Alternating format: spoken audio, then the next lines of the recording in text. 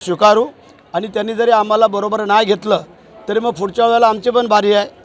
लोकसभा आहे, विधान परिषद आहे किंवा अन्य काही निवडणुका येतील त्यावेळेला मग आम्ही आमचं रूप दाखवून देऊ शकतो। असं काही नाही आहे की आम्हाला आता घ्यायलाच पाहिजे किंवा घेतलेच पाहिजे। रायगडच्या सत्ता समीकरणामध्ये वरती बरेच आता खळ चालू आहे, त्यानंतर वेगळे निकष काढले जात आहेत। यावरती बोलण्यासाठी आपल्यासोबत मंत्री भरत गोगोले आहेत। भरत शेठ, आपण का विचार केला तर रायगडमध्ये सत्ता सगळ्यात शिवसेना ही सगळ्यात मोठा पक्ष असून देखील सत्तेतना बाहेर आणि चिन्ह दिसते, तशी रणनीती आखली जाते, कसं बघता याकडे? असं काय नाही आहे, बाहेर राहिलो ना आत राहिलो, काम करणाऱ्याला कुठं मरण नसतं, लक्ष आलं का?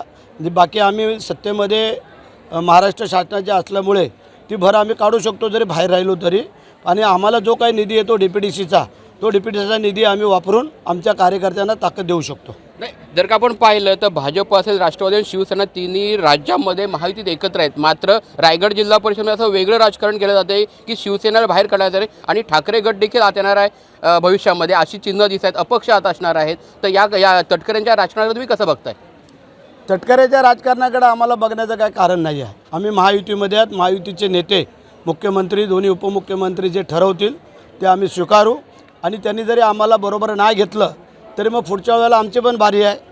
लोकसभा आहे, विधान परिषद आहे किंवा अन्य काही निवडणुका येतील त्यावेळेला मग आम्ही आमचं रूप दाखवून देऊ शकतो। असं काही नाही आहे की आम्हाला आत्ता घ्यायलाच पाहिजे किंवा घेतलेच पाहिजे, असं काय आम्ही त्यांना काय कोणाला विनंती करत नाही आहे।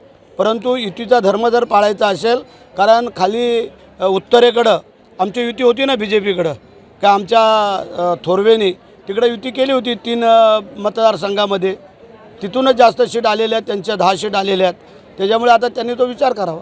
नाही, आपण जर का एक वेगळी परिस्थिती पाहिली तर एकनाथ शिंदे आणि चव्हाण यांच्यामध्ये वाद चालू आहे ठाणा आणि कल्याण डोंबिवलीमध्ये, तर त्याचे कुठेतरी पडसाद तटकरे आणि चव्हाण एकत्र येण्यामध्ये आणि रायगडमध्ये बसतोय का? असं काय मला आता वाटत नाही आहे। आणि जसं असेल तसं जे काय आमचे नेते सांगतील, बोलतील त्याप्रमाणे आम्ही चालूया, कारण आम्ही नेत्यांचा शब्द पाळणारी मंडळी आहोत। त्याच्यामुळे त्याची काय काळजी करायचं कारण आहे? ठाण्याला काय झालं, कल्याणला काय झालं म्हणे ते रायगडला पण व्हायला पाहिजे अशातला भाग नाही आहे। आणि म्हणून करता पुढच्या ज्या काही निवडणुका आहेत त्यावेळेला मग आम्ही बघूया काय करायचं काय नाही ते। दिल्ली काही दूर नाही आहे। सचिन कदम, साम TV, रायगड। चला।